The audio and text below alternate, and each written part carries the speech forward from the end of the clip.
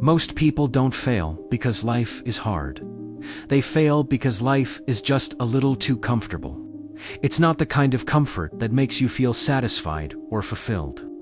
No, it's the kind of comfort that's just enough to make you stop trying. Think about it. You don't truly hate your situation. You just don't hate it enough to actually change it. And it's in this quiet middle zone, not miserable, but not thriving either. That's where decades just seem to disappear. Ask almost anyone what they want out of life. You'll hear the same things: better health, more money, more freedom, less stress. They want a different life. But then, take a closer look at what they actually protect every single day. It's their routine, their familiar discomforts, the predictability of it all, the ease. They say they want change, but their entire lives are structured to avoid it. Because what they truly want isn't success, it's comfort. And comfort is incredibly seductive because it feels safe. Your brain, you see, doesn't really care about your dreams or your ambitions. Its primary job is survival. And in our modern world, survival means avoiding uncertainty at all costs. So, your brain quietly steers you toward what it already knows. The same job, the same habits. The same excuses you've been using for years. The same way you spend every evening. It does this, even if those things are slowly draining the life out of you. A sharp pain signals danger, and you react. But a low, dull sense of comfort signals safety, even when that safety is slowly costing you your future.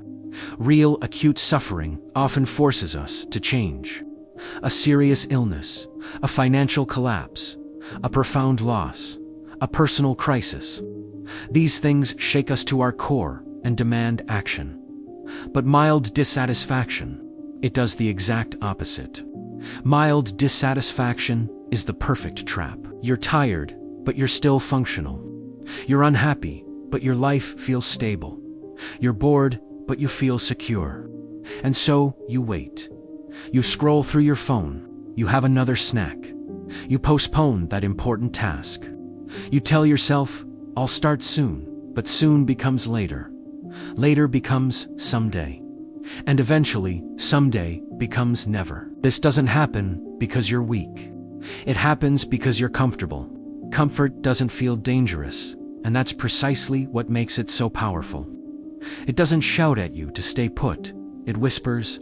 It says things like, just rest today, you've earned it. Or, tomorrow will be a better day to start. Or, now just isn't the right time. Individually, each of these thoughts sounds perfectly reasonable. But collectively, over time, they erase years of your life.